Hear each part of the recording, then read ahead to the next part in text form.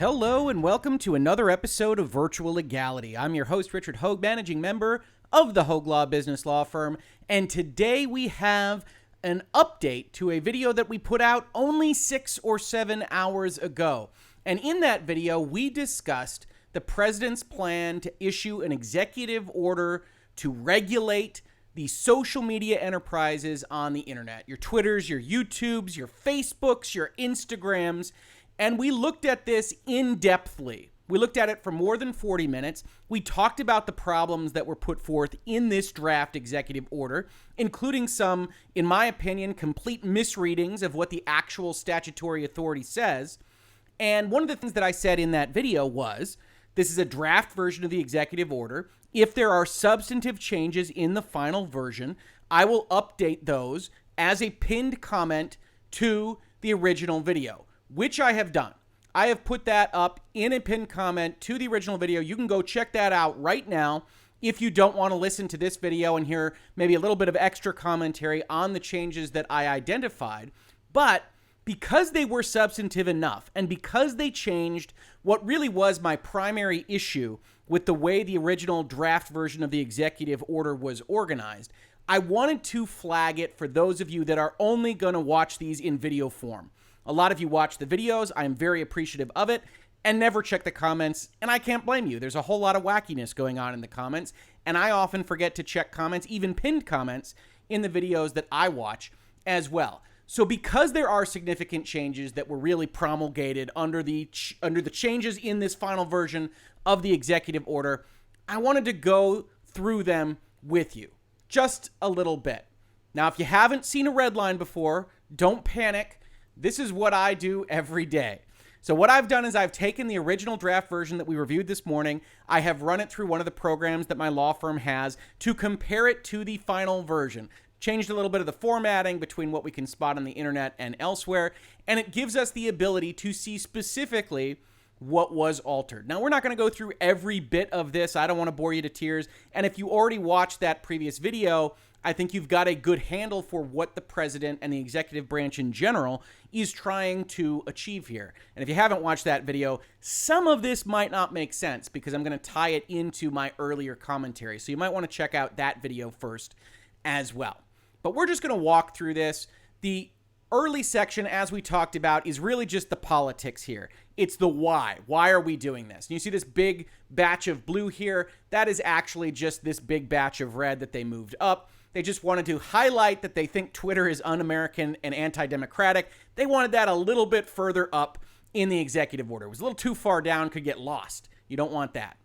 In this new blue paragraph, they actually identify Twitter, Facebook, Instagram, and YouTube as what amounts to the enemies of the people, right? That's a phrase that we hear a lot from the executive branch, but they specifically identified these 4 companies as wielding immense, if not unprecedented, power to shape the interpretation of public events, to censor, delete, or disappear information, and to control what people see or do not see. Makes them sound like wizards, doesn't it? But it's clear that this is what the executive order was designed for, to attack these companies, or at bare minimum, if we're being more generous, to make them think twice about whatever it is that they might otherwise decide to do. The next giant blue paragraph is actually describing what just happened. The background for this is that the president had tweets 48 hours ago. Twitter decided to put a little editorial link on that tweet, led its followers, its users, over to a different site that showed what Twitter clearly thought were the lies that the president had just offered in his own tweet. And this blue paragraph says as follows: Twitter now selectively decides to place a warning label on certain tweets in a manner that clearly reflects political bias. As has been reported, Twitter seems never to have placed such a label on another politician's tweet. As recently as last week, Representative Adam Schiff was continuing to mislead his followers by peddling the long-disproved Russian collusion hoax, and Twitter did not flag those tweets. Unsurprisingly, its officer in charge of so-called site integrity has flaunted his political bias in his own tweets. So this is fairly typical of the kind of politicization you see in a lot of executive orders, but it is a little bit off-putting, right? We're talking about law. We are talking about the enforcement of laws. And this is clearly a personal grudge. This is clearly related to what happened 48 hours ago. And we don't usually see executive orders passed with this amount of rapidity based on a single action like that. You can see it bothers the president. And whether or not you agree with the president being bothered, you agree with Twitter, or you agree with neither of them, a pox on both your houses, it still is unusual to see. They then changed a few things in the China paragraph. Most notably to me, they changed the phrase Google to one United States company. Google is changed to it. They don't reference Google anymore. They reference these companies up here, including YouTube, owned by Google, but they got rid of this whole Google reference as working with China. That's interesting. That's politics, right? They didn't want to offend or upset Google for some reason. Maybe it's because they're working with Google to do some of the contact tracing stuff. I don't know what that reason is, but it is notable that they took them out of this paragraph. Now we get to the law. Section 2, this was the primary section that I had an issue with this morning. Protections against online censorship, formerly protections against arbitrary restrictions. It is the policy of the United States to foster clear ground rules, promoting free and open debate on the internet. I personally just love this. This is the lawyer in me. You can see that they were fighting about whether internet is capitalized. I don't know whether you have an opinion on that. Please leave a comment to this video if you have an opinion. I'm a capital I internet guy, and clearly the original drafter of this executive order was a capital I internet person, but the lowercase I won the day. I don't know if that's the biggest change here, but very, very important. Prominent among the ground rules governing that debate is the immunity from liability created by Section 230C of the Communications Decency Act. And just as a refresher, we just went over that this morning, but C1 says no provider or user of an interactive computer service, Twitter, shall be treated as the publisher of any information provided by another information content provider. Twitter isn't responsible for what Joe Blow puts up as a tweet. And then 2 says Twitter shall not be held liable on account of any action voluntarily taken in good faith to restrict access to or availability of material that Twitter considers to be obscene, lewd, lascivious, filthy, excessively violent, harassing, or otherwise objectionable, whether or not it's constitutionally protected. So Twitter gets protection as not a publisher of what its users say, and it gets protection for restricting access to or taking down material that it finds objectionable. Those are the two primary protections of CDA Section 230. And what this section originally did was say that if you violate the good faith requirement of Section 230C2, you lose protection under 230C1. And I believe I called that balderdash this morning because it is. There is no qualification. There is no link between those paragraphs. And fortunately, this executive order in its final form gets rid of that link. It is the policy of the United States that the scope of that immunity should be clarified. The immunity should not extend beyond its text and purpose to provide protection for those who purport to provide users a forum for free and open speech, but in reality, use their power over a vital means of communication to engage in deceptive or pretextual actions stifling free and open debate by censoring certain viewpoints.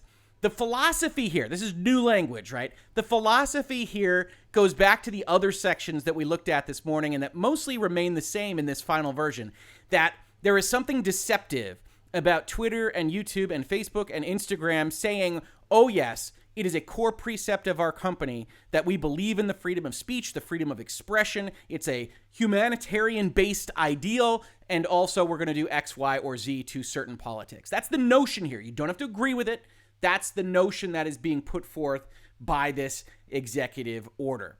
The language then goes on to say, hey, early court decisions said you might be a publisher, and so Section 230C was put into place to say you aren't a publisher for just removing harmful content, and then they try to narrow it.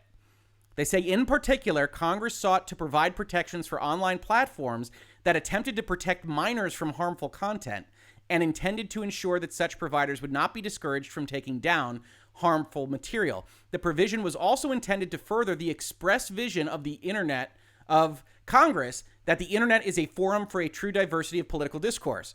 right? If you were with us this morning, you know that's exactly what we read. We read through the findings and what was supposed to be the purpose of this section: to preserve the vibrant and competitive free market that presently exists for the internet and other interactive computer services, unfettered by federal or state regulation. Nothing says unfettering like having an executive order directly on your subject matter. But suffice it to say, they try to tie the notion of this particular concept, no civil liability for moderation, for removal, only to harmful material aimed at minors, right? In particular, Congress sought to provide protections for online platforms that attempted to protect minors from harmful content and intended to ensure that such providers would not be discouraged from taking down harmful material. The provision was also intended to further the express vision of Congress that the internet is a forum for a true diversity of political discourse. The limited protections provided by the statute should be construed with these purposes in mind, right? An executive order can't change the law. All it can do is try to underline things, point the pen very harshly at a court to say, this is what the law means. That's what an executive order can do. And to their credit, in this final version, that's what it does. It doesn't try to tie bar these provisions in a way that doesn't make sense. However, this provision in CDA 230C2 is never that narrow. It's never aimed just solely at removing harmful material. This language, otherwise objectionable, is enormously broad. If the CEO of Twitter finds Republican thought otherwise objectionable, this act says nothing about it. It says if you just want to remove stuff because you find it objectionable, I find Republican immigration policy objectionable, I am striking everything that relates to it, then this provision basically says that's okay. And maybe that's not the way it should be, but it is the way that it is. And so Congress should look at the law if Congress has reason to do so. And I sit here as a lawyer and say, yeah, I think Twitter and YouTube and various other places are probably stepping over some very important lines. I did an entire video in this space in Virtual Legality about how Google and YouTube were suppressing videos like mine on my channel to allow for quote unquote authoritative voices to have increased viewership, to get more views, to have more people have that information given to them, even when I could point to 3 or 4 or 10 of those authoritative voices being wrong on a question of law, something that I know probably better than newscaster X. But that doesn't matter. I'm not authoritative. I have 10,000 subscribers. Thank you, everybody, by the way. Big growth in the channel over the past couple of days.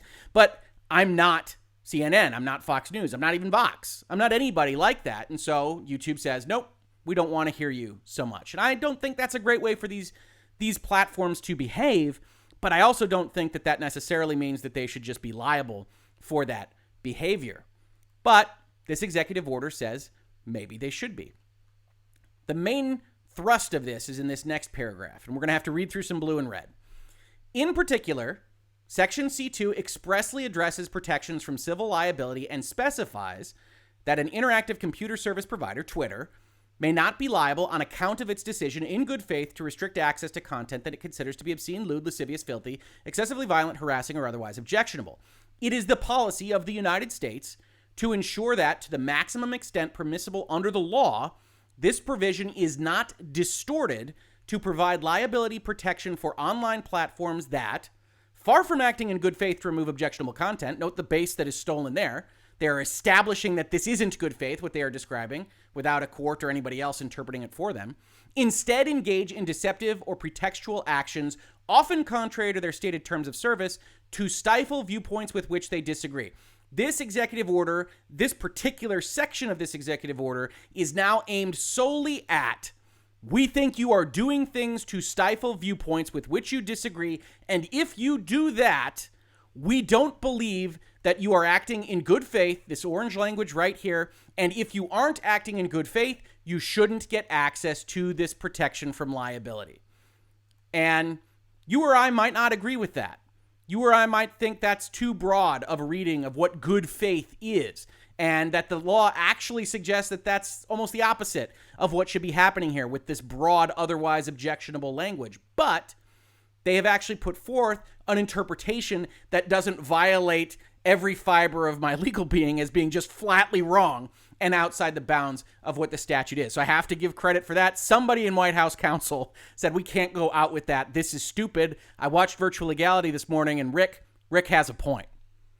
This continues with some more kind of politics explaining.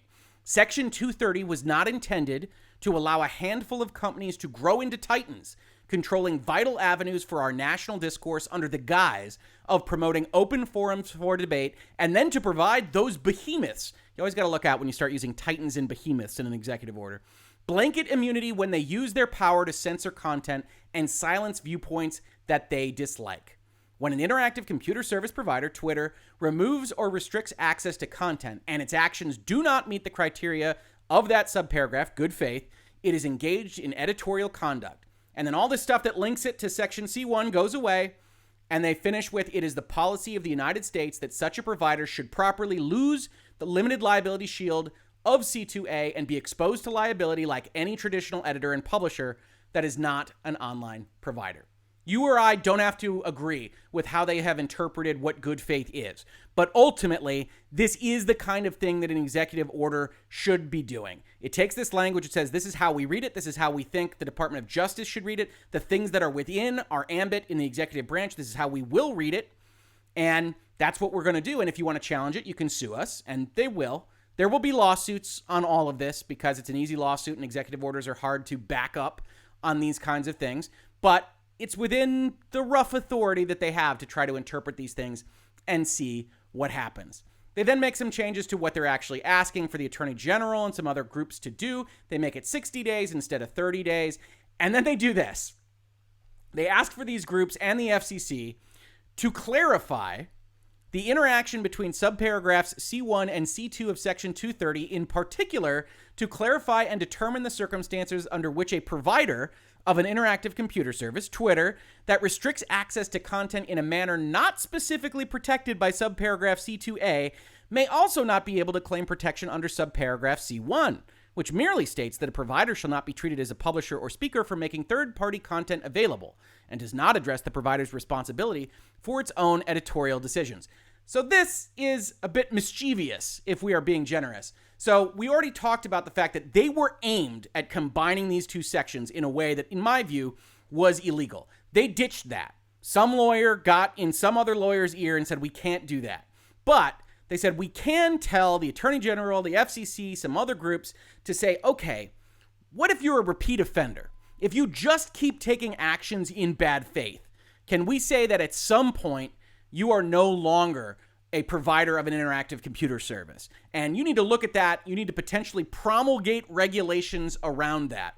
The problem is they're still dealing with the definitions, right?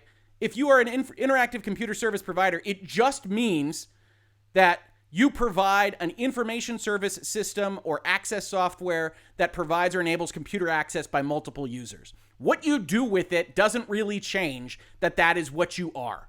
And so it's very difficult to come around and say you fall outside of this first paragraph. It's a big, big problem for those folks that want to attach liability to a platform like Twitter for the actions of one of its users. But it doesn't mean that Twitter gets out of liability for what it actually says. And so this paragraph doesn't actually change how the law operates. It just highlights that, like we saw in the draft version of this executive order, the president, the executive branch, would really like to attack social media on this front. That if they can somehow convince one of these agencies, the DOJ, they can win a lawsuit, whatever it might be, that they have violated this section 2A a number of times, that they should lose the Section 1 protection, which is the big, bold, broad protection. That is how Twitter and YouTube and Instagram and Facebook operate, how the internet operates in today's day and age. But overall, while that might sound horrible, this is vastly better than what we reviewed this morning. And that's what I say in the comment that I put in the video that I did this morning.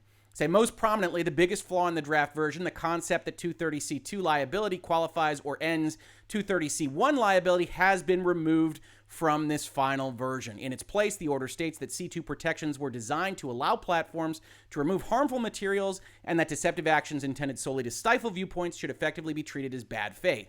It does ask the FCC to look into making regulations around just how much bad faith might result in the loss of C1 protection as a platform. That's not great. I don't love it, but it is more in keeping with the spirit of the law. Then we go through and we don't have things that are necessarily as sexy or as exciting as that change. That was the big change that they needed to make. The biggest item that you can kind of spot here in sections 3 and sections 4 is that they've completely ditched the concept of a White House Office of Digital Strategy. I guess that's not something that exists. They've ditched kind of the retention or recreation of their tech bias tool. They have said that the agency heads are not going to determine for themselves when a platform kind of violates these precepts so that the federal agency shouldn't be spending marketing dollars. Instead, that's going to be placed in the hands of the Department of Justice.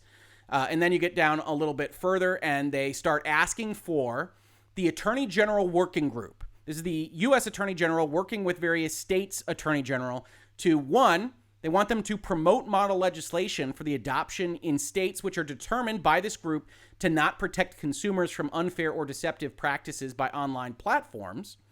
And then they also expanded the ambit of this group. So this group is essentially a task force designed to go identify what are problematic online services, social media platforms. And originally there was reference to monitoring or creating watch lists. And I think a lot of people read this wrongly, and this isn't their fault. This is written kind of poorly from the perspective of the executive order. This isn't saying that government is going to be establishing monitoring or creating watch lists, although God knows they do that in other areas, and that's its own problem. This is saying that the working group is going to use publicly available information to evaluate whether Twitter or Facebook or Instagram is doing these very bad things, so that they can create a list of these platforms doing these very bad things, say that they are stifling viewpoints, and then have them lose their good faith protection for whatever it is that they desire to do. That's the long game on all this. Right now, it's just the collection of information. But this has also been increased, and this list is a lot longer. So rather than describing watch lists, which in trial balloon land, they undoubtedly noticed were being read as something really bad, that they don't want the government even talking about watch lists, even though they were talking about Twitter's prospective watch list. So they say, the working group shall also collect publicly available information regarding the following. And I would have added, in respect of these platforms. Increased scrutiny of users based on the other users they choose to follow or their interactions with other users. So they want to know whether Twitter is blacklisting you or suppressing you or shadow banning you based on the fact that you follow X political personality or Y political personality, or whether you give likes or retweets or things along those lines. They want to know whether YouTube is using, for instance, an algorithm to suppress content or users based on indications of political alignment or viewpoint. Now, that's an interesting question, right? Google and YouTube is elevating authoritative sources. And we think of politics as kind of right, left, red, blue, Democrat, Republican, what have you. But I think there's also a certain amount of divide between kind of establishment, non-establishment, and just the way that kind of thought process works.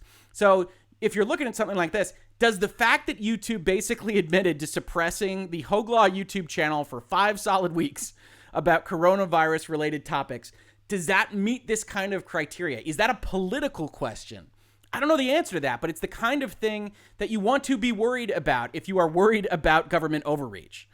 They also are supposed to collect information about differential policies allowing for otherwise impermissible behavior. Now, this is fairly funny coming from the president's office, right?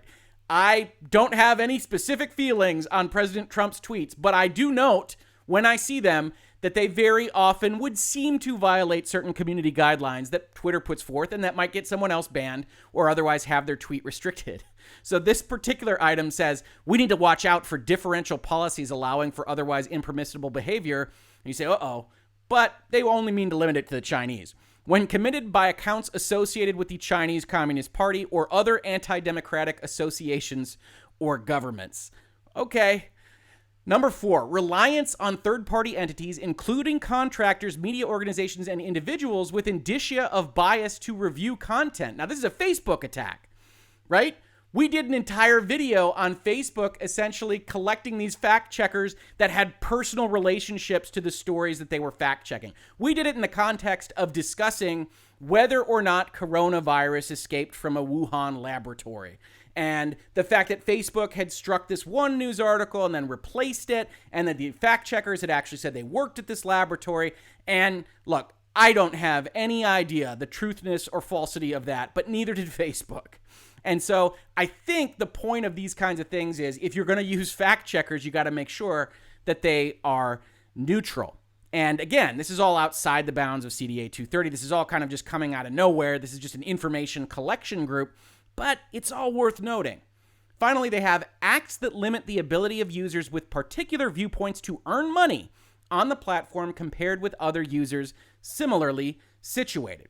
So, like on YouTube, if the Hoeg Law YouTube channel is saying something vaguely political, and we don't do that very often here, except when we're talking about the law, which I guess has a political kind of parameter involved with it naturally, that if you demonetize me and you don't demonetize the guy that says the opposite of me, and you do that regularly, is that the kind of thing that this group is looking at? I would suggest yes, but nobody really knows. This is kind of political theater to a certain extent because this is showing that they're going to do something, they're going to collect this information, and it doesn't say what they're going to do with it. Finally, in the final version of the executive order, they added a section 6 that says the Attorney General shall develop a proposal for federal legislation that would be useful to promote the policy objectives of this order. So, as part of all of this, the executive branch is going to put together a bill that they would like to have voted on in the House and the Senate to do certain things related to these concepts. And I do think that Section 230 is in need of reform. It's an older bill. It doesn't really focus on the internet as it exists today. And I think the legislature is the right place to have that debate, to have that discussion between Republicans and Democrats, to have the compromises that are needed when you make the political sausage.